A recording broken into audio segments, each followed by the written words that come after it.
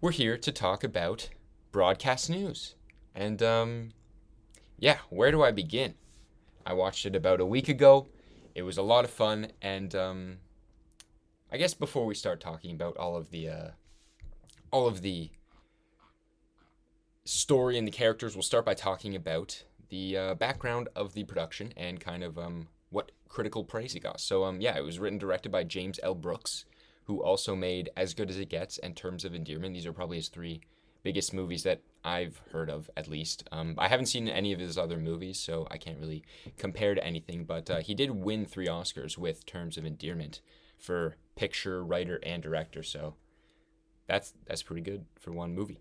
And I believe Terms of Endearment was before this, so he's coming off a big Oscar win, and this is his next movie. And this one was nominated for 7 Oscars. It did not win any. That year, The Last Emperor won like every single Oscar.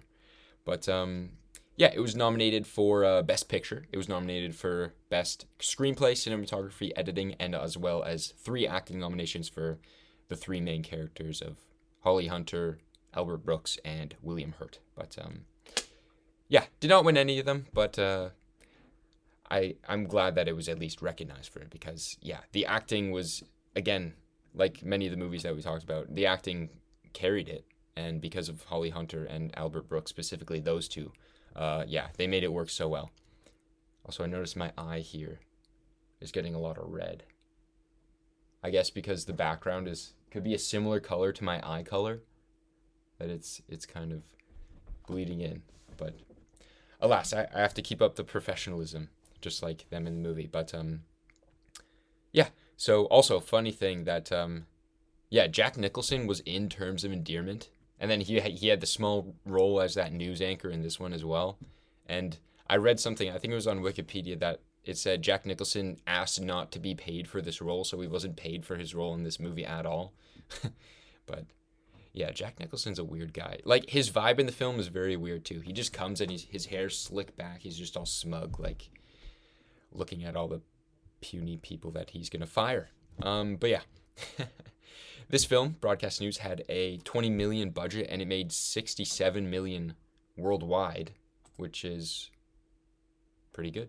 If you do the math, that's more than triple. So yeah, that's pretty good. And I think that I always like to compare if I think that a movie in the past would do well in the current cinema landscape, and I think this is the kind of movie that would still have an audience today, unlike Dead Ringers that we talked about last week, because it's one of those workplace dynamic, very quippy, very smart movies. I would say kind of relating to a Spotlight or The Post, King's Speech, Vice, something like that.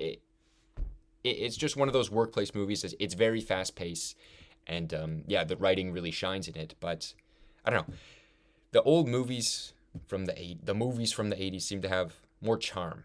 I don't know. There's something different about these ones compared to, say, The Post, or what was I comparing it to? The Spotlight. It has more charm in the way that it was an acting showcase. It wasn't trying to do anything fancy with the cameras. It wasn't trying to glamorize anything. It was an acting showcase through and through, and the entire environment of the newsroom was very much shown in that. So, I don't know. Just the feel of the movie felt very nostalgic. And it's one of those movies you watch, you're like, they don't make movies like this anymore. But I don't know. It just had a very nice charm to it. It's hard to put your finger on it, but it's a fast paced. It's a comedy. It's not straight a drama, but like it has roots of drama, and like we've talked about with things like Raising Arizona, that the characters and the core of the story is actually something deep. It's something meaningful, and that's why the comedy works, because it has that root. Last thing before we get into the story, it also did have a Criterion release, which is really cool. As did Dead Ringers last week. So, I only have I have 2 Criterions. Both Wes Anderson, Steve Zissou, Life Aquatic, and Fantastic Mr. Fox. But I'm glad this one got recognized on the Criterion as well. I know it's just a title and everything, but it's cool to see. So, all right, let's get into broadcast news. All right, so I think just my first thoughts on the movie is that it's a I think it's a feel-good movie. Like, I could throw this on anytime and be thoroughly amused because the script flows so well. The characters, they feel real. Well, I'd say 2 out of the 3 main characters feel more real. But they're very well defined. They're very likable, and because the actors put in so much work to make them so unique, that's why it worked. It made them very likable, and the drama, it feels very 80s, right? It's nothing flashy, but the characters riff a lot. They you have to think that a lot of what Albert Brooks said was just improvised. Albert Brooks was my favorite character, but yeah, it's the type of movie that's focused on the writing and the performance, and that's what makes the story compelling because, yeah, the story had a very good thought behind it. There's a lot of debates that we'll kind of get into later, and it's presenting it with characters that are very rooted in this debate. So it's also it's a workplace movie, right? It showcases the hustle and bustle of the news network world, which it's always fun to see movies that like dive deep into those types of jobs, not just broadcast news in general, but just into jobs, and you get a lot of scenes where they're just working. It maybe have something to say about the main through line, but it's kind of pushing that to the side for a second just to showcase them working, I guess, with those scenes where they're on air, or one of my favorite scenes near the beginning where they're rushing to get that tape edited and add that last voiceover, and then you have that one girl, she's running into the water fountain and everything, trying to get that tape, and they make it last second. Whoa. I guess that's kind of like the heighten the drama, that exciting sequence in the middle of the movie, but it works so well because they're just in a news station, and yeah, it works very well, that type of workplace focused creation. But yeah, it's a character showcase, and we'll start talking about the characters. And when I think broadcast news now, I'm thinking Holly Hunter, because man, I love Holly Hunter. She's so good, and this was the same year as Raising Arizona, one of my favorite movies. And yeah, the way she just demands presence on the screen, the way she riffs off people is what works. She's so fast spoken, and her accent is like you don't see it very often in mainstream movies or anything. It's very unique to her, but it works so well. It gives her that little quirk about her, but she's very quippy. She's very quick, even when she's working or if she's like talking to people. The way she talks is very quick, but it also works in those emotional scenes because it's very impulsive. I guess that quickness comes from her impulse. She's working very fast, right? And she wants to get things done. She wants to get done things right. But it is a fast-paced environment, so she has to work on her toes and be impulsive. And specifically in that scene near the very end with Albert Brooks's character, you can see that those impulses go into her personal life, where she starts yelling at him, and it still works well with that drama, her character. But yeah, she's always dialed in, which is awesome. Yeah, I love Holly Hunter. She's great. I haven't seen anything like new she's in. There's like one series that she's in recently. I can't say I know the name of it, but yeah, she's great. And I believe these were 2 of her first movies. Like, these are the ones that made her recognized, which is awesome because she kills it, and it's just 2 great movies to choose. Very good choice, Holly Hunter. But yeah, an interesting thing that her character, whose name is Jane Craig, the character, it was offered and kind of written for, it seemed like, for Deborah Winger. But she couldn't do the movie because she was pregnant. And she was in Terms of Endearment that James L. Brooks also made and won the Oscars for. But yeah, she couldn't do it because she was pregnant. And I guess thank God that she was pregnant, that we got Holly Hunter to do this movie, because, I mean, yeah, you just can't imagine anybody else in it. But it's one of those things where it's like, oh, this person was casted, nobody else could do it. Like a very specific character, you think of this one actor, but I'm sure other actors, they would have done it differently, and that could have been equally as iconic. But man, I love Holly Hunter, and yeah, Jane Craig, she killed it. And yeah, let's kind of get a little bit deeper into her character specifically, right? So I'd say that her defining character trait is the passion that she puts into her work, right? She literally works all the time. She's a workaholic. That's very clear from the get-go, right? And yeah, she puts her work in front of everything at any cost, right? She's so meticulous, she's so organized, and she pushes the people around her to do the same thing, and she doesn't take crap from anyone. And she seems fulfilled in this work, but as we can see from near the beginning, when she breaks down and crying, like those crying scenes are so great, but we can see that when she's not working, when she's not dialed into this news network, that she's empty, right? She breaks down crying. And at first I thought she was on the couch, she was looking at her watch, and my first thought was she looked at her watch and she started crying, and I was like, is she like scheduling times for her to cry? She's like, oh, it's not 7 yet, oh, now I can finally let loose and cry. But I think that would fit her character, but I'm thinking of it very on the nose. But it seems like whenever there's a moment, she's devoid of work. Maybe she's sitting there and she's like, oh, I have this amount of time before I have to do my next thing, and what do I do? When she doesn't have anything to do with work, she doesn't know what to do with herself, and she just feels all these emotions that she's dialing back when she's working, because she's so focused, she's so stressed and everything. But she never shows that, of course, because she's a professional. Those emotions, they come soaring in, and she starts breaking down, because I think that in this movie there are two worlds that kind of clash. The dichotomy of the work life and the personal life, which, I mean, I guess that's pretty evident, but she doesn't have a personal life, really. I guess the extent of that is her best friend, Albert Brooks, but they're coworkers, and they're the two workaholics, so they're just going to talk about work all the time, right? It kind of seems like she has this desire to kind of have a personal connection with somebody, right? In those moments when she doesn't have work, she realizes she doesn't have that. And I guess you could say, like, she's in love with her work.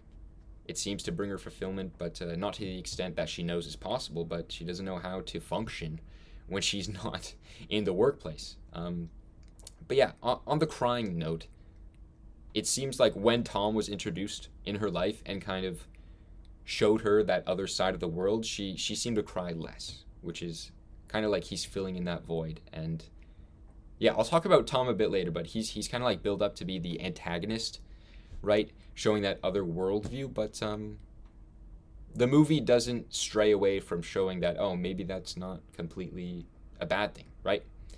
The crying scenes are so good. It's so personal, right? You get to see her just break down in these intimate moments, and it works well.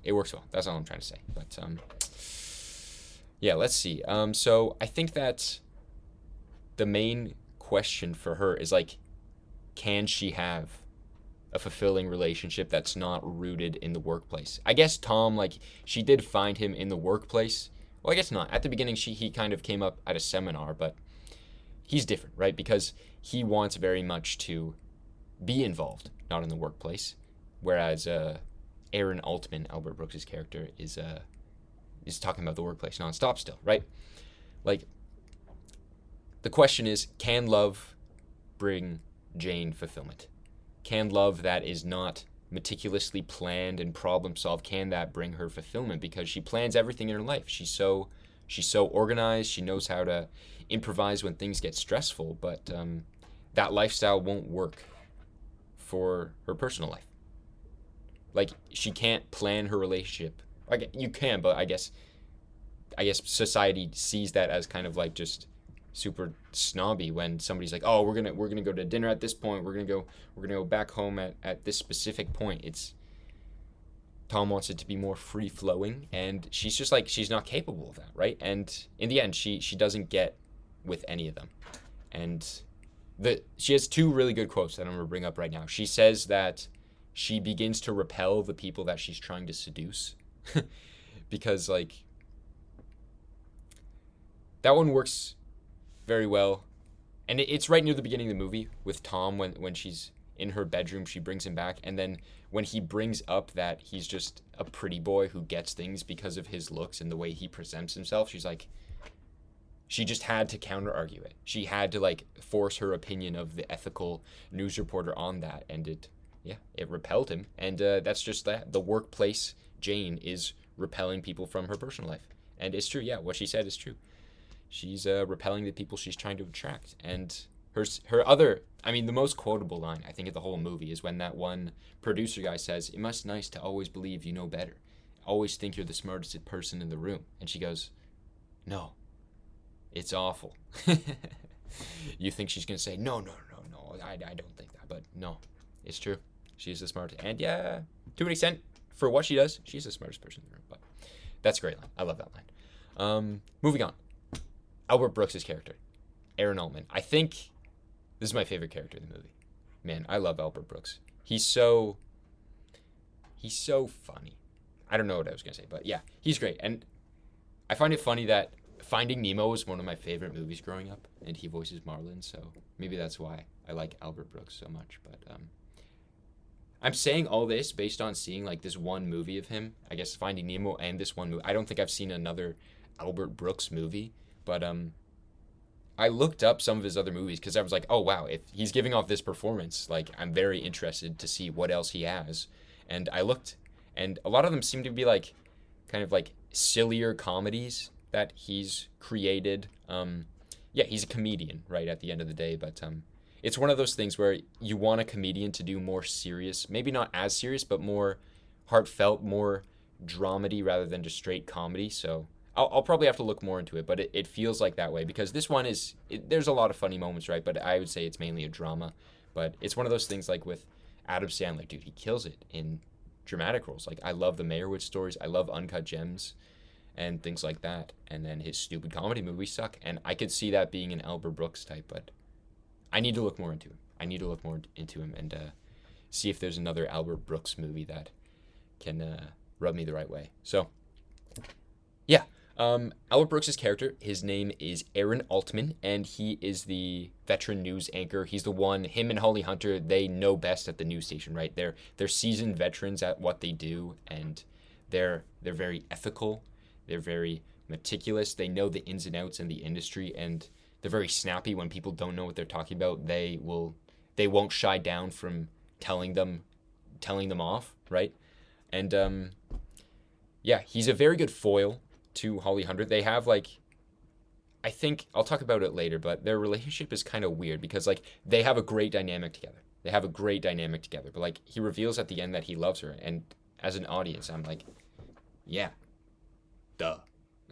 Like I thought that was just obvious the entire time. And but yeah, his character's great though. He's very honored. I don't know if that's the right word, but people look up to him just as they do to Jane, right? They say many times in the movie like he's gonna do that weekend news piece, and he's showing people the writing. He's like, "Oh, can you look this over?" And they're like, "Wow, that piece really moved me." That was such a reading your writing is honestly, it's just a privilege.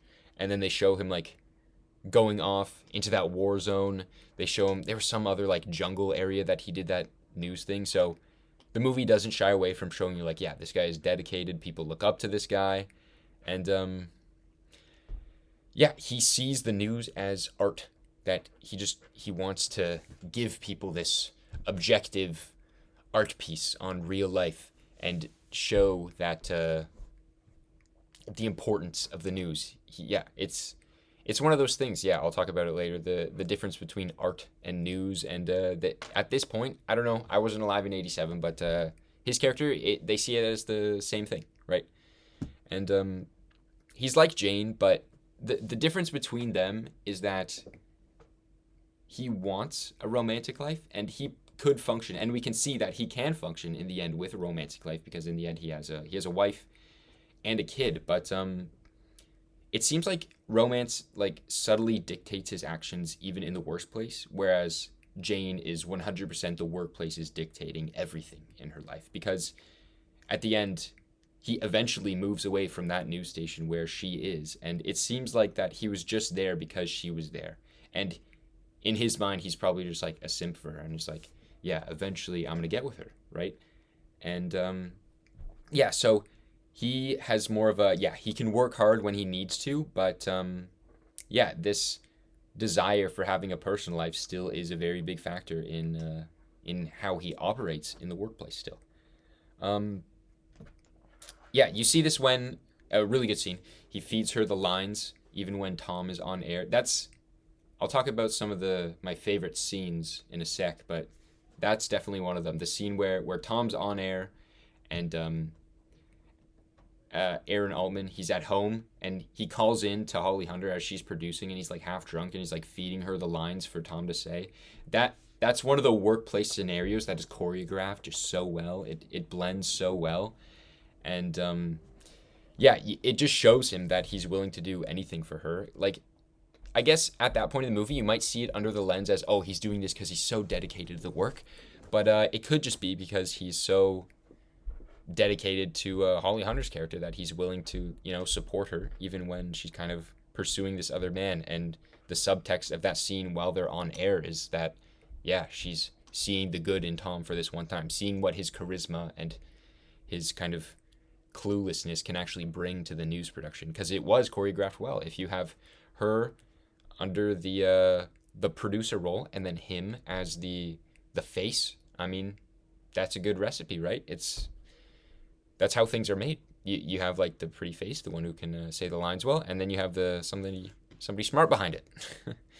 But yeah, that's a great scene. I love that scene. And let's see, what else about Albert Brooks? Albert Brooks,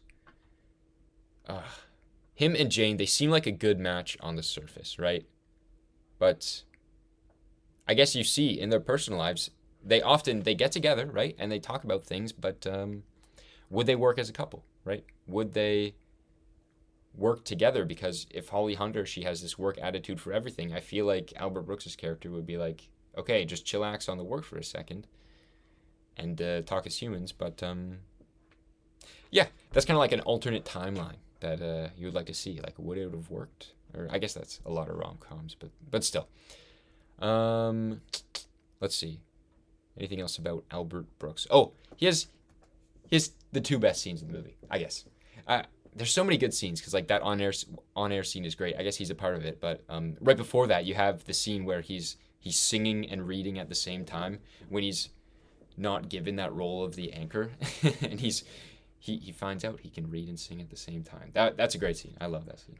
And then also when he's sweating on air. That's a classic.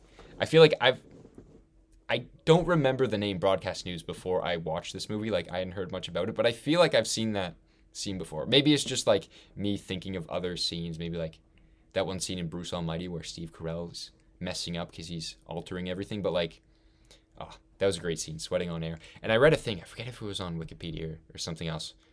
I like to try to get my sources right, but I read a thing where in the script it was just written as like, oh, he does something to humiliate himself, and Albert Brooks is the one who, like, he watched some news source and he saw somebody sweating and he's like, okay, that's it, I'm just gonna have my character just sweat profusely. And yeah, man, it worked. It was so good. All right, next character is Tom Grunick, William Hurt's character, and he's the pretty boy. I'd say he's the least captivating out of the other two. I definitely loved Holly Hunter and Albert Brooks' character. They're more quippy, they're more fun in general, but like, he gets his job done, right? He has a good dazed face. He has like the good, like, his airhead, head empty, just like coasting. Like when they're doing that work at the very beginning, trying to get that tape over to the live switcher or whatever. He has that face where he's watching everything happen. He's like, he doesn't know what's going on, but he's like so invested in it, and he's like, wow. He has no clue what's going on, but still he makes it seem like he knows what's happening. So his main thing is like Holly Hunter falls in love with him, and like, I don't know how believable that is. He's so plain, right?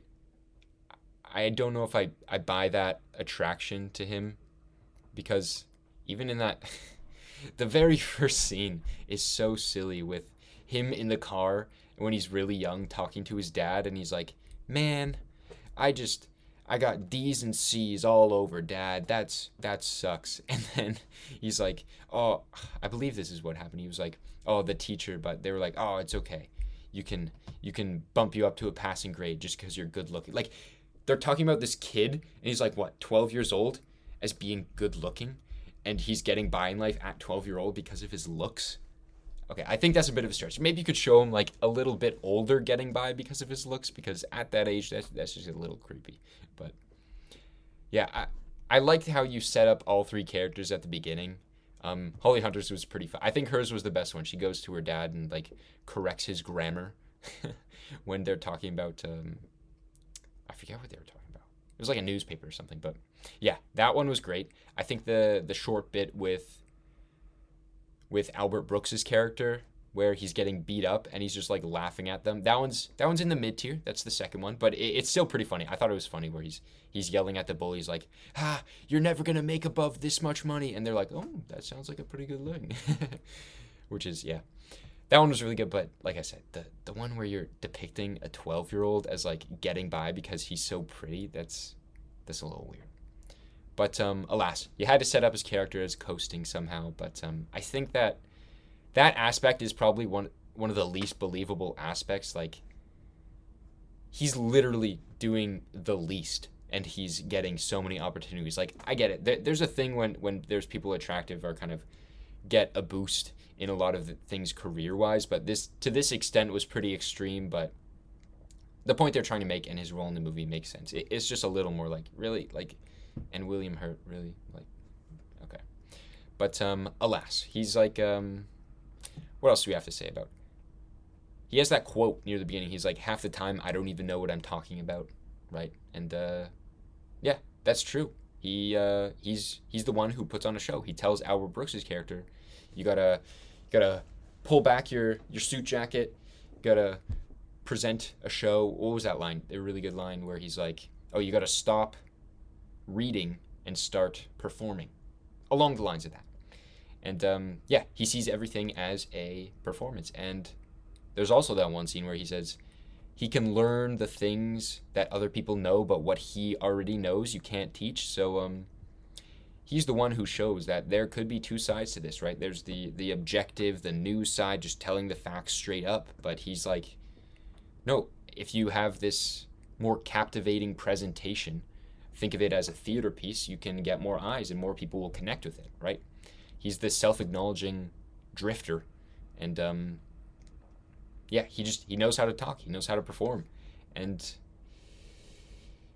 yeah, that's his whole thing. That's his whole thing. I think that yeah, he was nominated for the Oscar as well, which is like, okay, that's fine. I get it. Giving the film accolades, but the other two definitely outshined him, in my humble opinion. But alas, what else can we say about his character? Him at the very end, when they're about to get on the plane, his backwards hat, a little silly. How old is he? Maybe like a 40-year-old wearing that backwards hat, or a 40-year-old wearing that backwards hat, getting ready to go to some Caribbean island. That was a little silly as well. Yeah, his character was pretty silly, but like I said, I'm saying like he's good. He has the dumb face. He's charming and everything, and yeah, I like that scene where she's at the top when they're at that ball, and she's looking down at him, and he's talking to people, and he looks up, and he's like that dumb-witted face where it's like, oh god, this guy's so dopey. He's so stupid, but like he is still likable, right? But the movie presents him, or at least his worldview, as kind of the antagonist to begin with. Once you think about it more, you can see kind of like the lines that they're trying to draw, that, oh, maybe it's not so bad, like his way of thinking things. But if we're viewing it from like an ethical standpoint, the one that Holly Hunter and Albert Brooks see, yeah, and they say it in the movie, he's literally the devil, and he is the devil to them, right? He is the unethical news reporter, and yeah, he I guess we'll just talk about that plot point. He gets into that interview with that woman who was raped by her boyfriend, and he turns the camera to him, and he's crying, and then in the outtakes you see that he did that after the fact, right?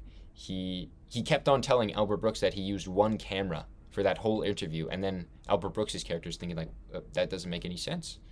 We saw that shot of him as well, and you see, when she's looking back at the tape, you could see that it started on her, and then somebody in the background's like, oh, man, the way you looked during that really made me feel, and like, oh yeah, turn the camera to me, and then he just lets out a tear, and it's manufacturing sympathy at that point. But yeah, we're talking about the I'll talk about the ethics in just a second after we talk about Tom. But yeah, he represents the presentation over the ethics and trying to get people more emotionally invested so that more eyes can be on the station. And at this point in the movie, it's like they're talking about somebody being raped. And if you're manufacturing that sympathy, is that a bad thing? Is that unethical? Because like these characters see it as very unethical, right? You're manufacturing the sympathy, but we see now that I guess that happens decently often, right? And yeah, so I guess we'll talk about the next point that I want to make. The two themes that I think are the main in this whole movie are the entertainment versus news scene.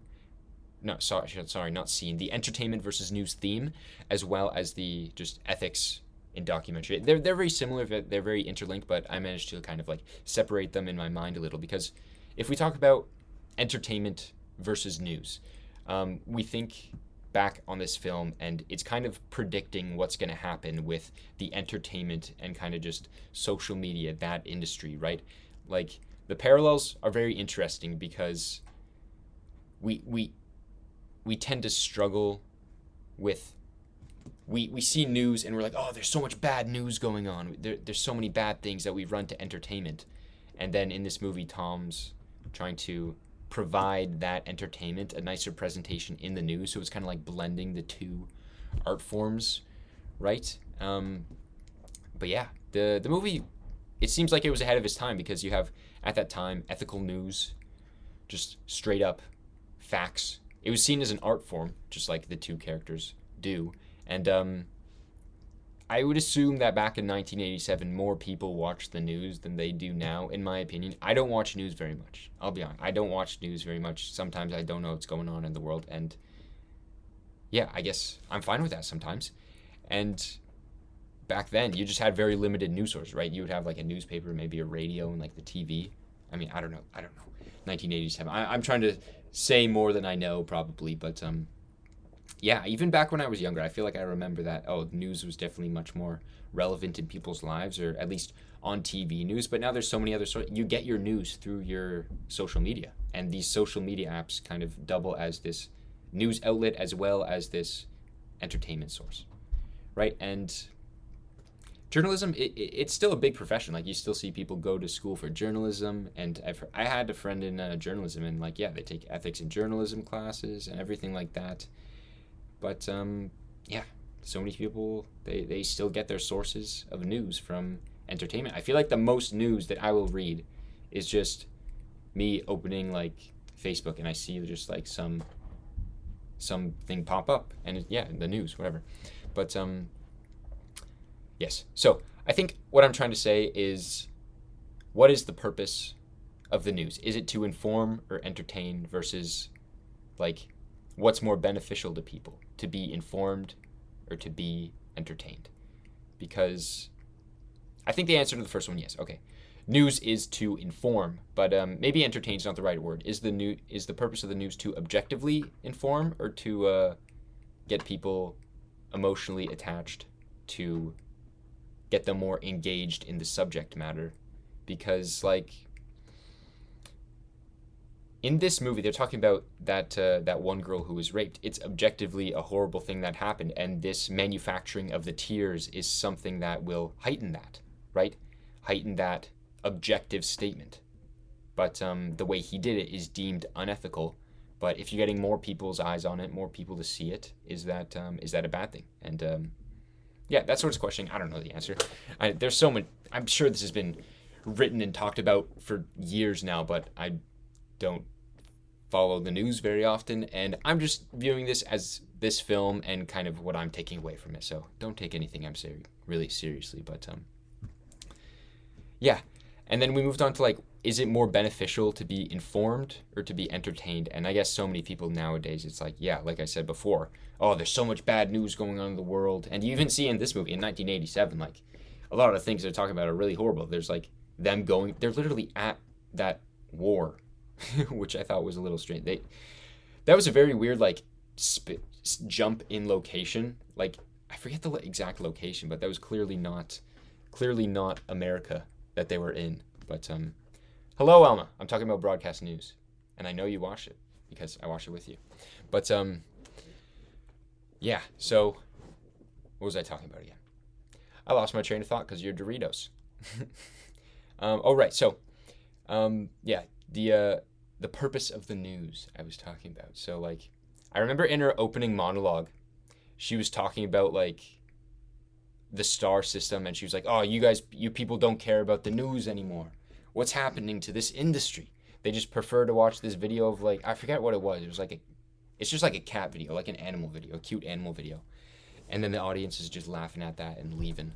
That was another one of those scenes where it's like you have this area full of industry professionals, and they really can't keep a straight face while they're listening to this very knowledgeable person talk about this subject. Like, come on, guys. Are you really that dim-witted that you're just going to laugh at this cat video and be like, haha, animal funnier than person, so I'm not going to listen to person? But yeah, I guess that opening monologue, it was really good because at the end of that, you catch Tom, he comes over and he says that he was the one person that she affected. He was the one person that she got through with. But like, why was he the one to actually pay attention? I think he just like he wants class. He wants what she has, right? He wants to be seen as like, I guess he's kind of putting in the effort to learn the industry, like he was saying before that, oh, what I don't know I can learn, but what I know I can't teach or something. But like, was he really that engaged in that speech? Like, come on. But yeah, along this theme of like entertainment and news and everything, yeah, he immersed himself. It's like he says in the movie, like, oh, I don't know half the time what I'm saying, even when she's like feeding the information directly in his ear. But like, he's listening to this presentation. Was he really understanding what's going on? Right? And he was with a woman at that conference. Maybe that's why he was there. Just that woman brought him to that conference, and then he just left and went to see Holly Hunter.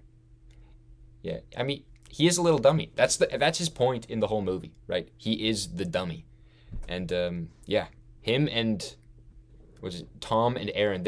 They personify those two worlds, right?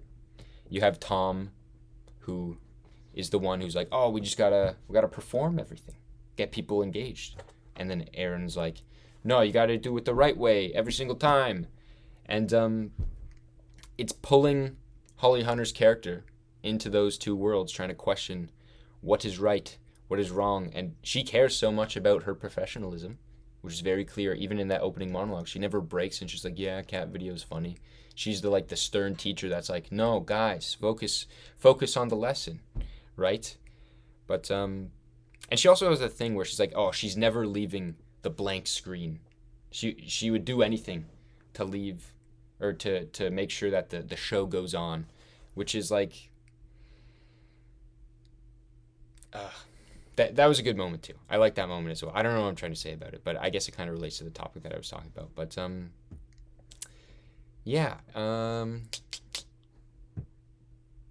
think that nowadays news and entertainment, they're more than ever intermingled. I was saying before, like, everybody gets their news from their social media apps. Who watches the news anymore? I don't watch the news. I don't know if many people in my family still watch the news. I know most of my friends are not throwing on CNN or anything. But who can you trust? And I guess that's it, right? The news, they're trying to be this unbiased news source, but if you're getting all your news from different places, can you really trust them to be as objective as these news sources were? Does journalism have any integrity? Did it ever? And I think that movie kind of questions that, right? Because it's kind of a meta commentary as well, right? This is a source of entertainment, and we're talking about like the non-fiction things, news, and how it's trying to manipulate people. But is this trying to be an objective piece, or is it trying to subjectively tell you like, oh, ethics is all that matters, right? And if you're saying that subjectively, is that ethical? I don't know. But I mean, I guess going into it, you know, it's a movie, so it's like it can have its viewpoint, whatever. But yeah, I guess onto the theme of like ethics in documentary. I remember we studied this in I forget whose class it was. It was in second year. They want to put on a great show, but there's always bias. What was that one class? I forget that teacher, but we talked about the Grizzly Man, right? And it's like the whole debate was like, is it ethical to release that sound of that guy dying? And I looked it up earlier. It was released because it was deemed educational. I must have been in a different class than you. But yeah, we still talked about it with my teacher. I forget her name, but yeah, that whole thing with like yeah, you have the Grizzly Man, then you had Michael Moore, where he's like super invasive documentarianism. I don't know what I'm trying to say. He's super invasive, right? He'll go up to people, and even if they say like, oh no, you can't film here, he just got to get the story across. You got to uncover the truths of everything and get the story across. And is that unethical too, right? Because like, if I'm on a film set and like, I feel like the thing for me that's the hardest is locations, because you're getting somebody's property and you're like, hey, can I use this, right? Can I do whatever with this? And that feels so weird. It feels invasive. And yeah, he can be intimidating and pushy, which can skew the message. Where do we draw the line? It's true, yeah. Michael Moore's an interesting one, because you watch it and you're like, oh, you're thoroughly entertained. You're really happy you watched it. And it's like, some people could want to see more of that, but it could be deemed as an unethical thing. And just because you want to satisfy your need for entertainment and need for conflict, because I guess that's a lot of what his movies are. It's real world conflict, and he's kind of generating it, and he's kind of making it bigger than it already was because he's making a movie about it. But in the same way, sometimes his viewpoint, maybe not his methods, are in the right, and getting it across could be important, right? But yeah, I mean, it's an ongoing debate. It's been talked about forever, and I don't want to pretend I know more than I do, but it's interesting to talk about. I enjoyed talking about it, and in this movie, it definitely shows. I think one thing on the manipulating modern piece of nonfiction, there was like this Alec Baldwin interview. It had like a release date. It was like, watch it and uncover what really happened on that day on the set of Rust with Alec Baldwin. And it's like, that was the worst. Oh, that just epitomizes everything, why I don't watch the news. It's like they're making it a whole show based on Alec Baldwin's interview. It's like, this is exclusive footage that you have to see of Alec Baldwin confessing what really happened on the set. And it feels so dirty. It feels so gross. I mean, I didn't watch it, so I can't like talk too extensively about it. But, oh man, it had a release date. It was like on like a streaming platform, I'm pretty sure. Maybe I'm wrong here, but like, the way they like, I don't know what the word is. They made that a piece of entertainment. It's, yeah, they're taking a conflict in the real world, and it seems they're just making it a piece of entertainment, because I don't know if it's because he's in the entertainment industry, he's the guy who makes movies, but yeah, man, I think that's super gross and horrible, but yeah, it's weird. Okay, what we're talking about. I guess this all relates to like the whole ethical thing in this movie. I guess it wasn't as bad as some things that happen in real life. It's showing him crying because it's emphasizing an emotion that he had, that he already did have, and they're just trying to show it by repeating it, which is like, yeah, that's the biggest question. Is it bad if he's putting this emotion that he's already had and recreating it? Because it's an objectively valid emotion. Because like, yeah, they were talking about that woman who got raped by her boyfriend. Yeah, that's objectively pretty bad, and this could garner some sympathy, but yeah, I don't know. I mean, I guess there's whole courses on ethics and everything. I've never taken an ethics course. I feel like that would be pretty interesting, but yeah, it's interesting to talk about, but this movie, it felt ahead of its time. It felt ahead of its time, and I really liked it. Let's see, what else can we talk about this movie? Went over the characters, went over those themes. Oh yeah, I read a thing. It was on, I wrote it down, theringer.com. There was a piece about who the character that Holly Hunter's character was based off, Susan Zirinsky. She was a journalist, and James Brooks, the director, he was like, they were like at a party or something, and he wanted to talk to her, and she's like, oh no, maybe some other time, and they set a date to go talk, right? And then her friend walks over and she's like, what? Why did you just turn that down? That was a Hollywood director or whatever. Like, they didn't know who he was initially, but yeah. So they talked about the movie, and then when the movie came out, the article said that Zirinsky said she didn't expect him to be that truthful with everything in the movie. I guess there must have been some of the things that he pulled from her life that were shown in that movie. And yeah, also when they talked, it was on her wedding night, which is like, that's something that Holly Hunter's character would do. On her wedding night, she has this opportunity to tell her story, to be a part of this, that she would go talk to Albert Brooks instead of have her night off at the wedding night. Yeah, which is funny. I guess you got really good source material, somebody who definitely resonates with that character. But yeah, I've said a lot of good things about this movie, but I think, yeah, the writing is great. The relationships, I think, are where I'm like, some of the interactions are weird, right? Like, you have Albert Brooks's character, and it feels like they're super lovey-dovey already at work. Like, he kisses her multiple times at work. He's like, oh, this is going so great, moi. And then, how did she not know that he was in love with her this whole time? Maybe she did, and she was just not saying anything about it because she doesn't want to go into that personal stuff. She just wants to focus on her work. But it was like, it was a weird love triangle because as an audience, you're like, obviously she would fit well with Albert Brooks's character. But then she's falling in love with William Hurt's character, and I don't know, I didn't buy it as much, but I guess it's kind of like showing her into a new world that she hasn't experienced before. But if he does, he is the devil and epitomizes everything that she hates in the world. Why was she so attracted to him? And yeah, I guess that's the thing. It's like her, I guess, subconsciously yearning for that more of a personal life that other people have that she doesn't have, which I guess Tom could probably bring, right? But yeah, at the same time, it was like, you really didn't know Albert Brooks' character was in love with you. Like, okay. I like when he says it, like, oh, that was a good line. He was like, yeah, I'm in love with you. There you go. I buried the lead. That was a good line. It's a good line. I don't know. Great line. And she, like, recoils when he says that. She's like, oh.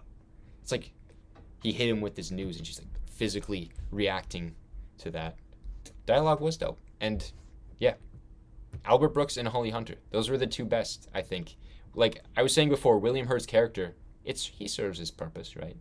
But the way they riff off each other, like their friendship, they were very quippy and very entertaining to watch, even though there's that subtle thing where it's like, how do you not know that he's in love with you? But like, they're just two great actors, and I questioning like how much of that must have been like improv. Like, oh man, I could listen to Albert Brooks do that singing and reading thing all day. I said that earlier, that was probably my favorite part of the movie, or my favorite scene in the movie, where he's singing and reading and making that drink at the same time. But yeah, the dialogue worked very well, and you had great actors to bring it to life.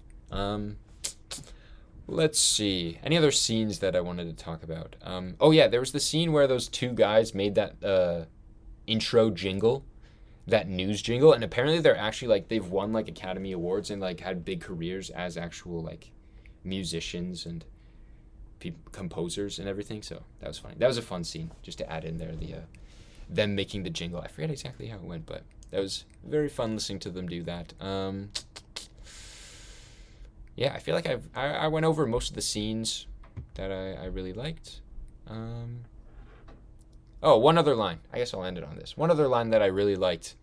I forget how it exactly went. It was like near the end of the movie, and then she's going to meet up with Albert Brooks' character, and she's like, meet at the place by the thing that we met that one time. Something like that. And that's kind of like why their characters work so well. They know each other so well at work and in their personal lives. They know each other, and yeah, they could repeat each other's, or they could complete each other's sentences. They know what's going on, and that synergy works in the workplace. But yeah, that was a great line. Meet at the place by the thing that we met that one time. I can't say enough about how good. Yeah, the writing plus acting worked well together. That magical concoction that makes that work is just if there was a recipe for that, man. Yeah. I think in the end, I feel like I've said everything that I really wanted to say, but yeah, I really liked Broadcast News. It's the kind of movie that I could put on and just be very entertained at any point because of how engaging the characters are. I could go to any scene and be like, oh, I'm interested in how this is playing out because they're so engaging, and yeah, it worked well. And I forget what I gave it on Letterboxd. I think I gave it 4 stars, so like 8 out of 10. Let me just double check real quick, but it was great. It was great. And I think I'm going to end off the Broadcast News talk there. I would highly recommend. I gave it 4.5. There we go. So 9 stars. Or not 9 stars. 4.5 stars, 9 out of 10. That's what I gave it. I mean, again, it's just Letterboxd, but I like talking about it more. And yeah, I hope if you've listened that you enjoyed me talk about it as well. Because, yeah, would definitely recommend Broadcast News. So, next week, I've chosen a movie already that I'm going to talk about. Next week, Monday at 7 p.m. What day is that? Next February 2nd. We'll talk about the movie Coherence. I believe it's from 2013.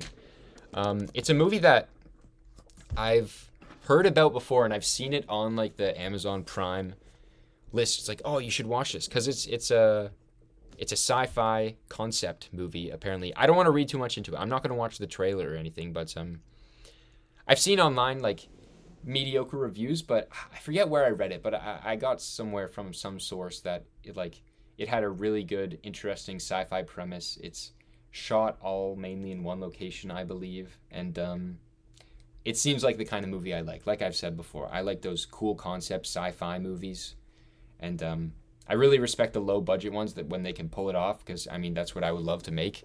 So yeah, we're gonna watch Coherence and talk about it next Monday at 7 p.m. So I'm looking forward to it.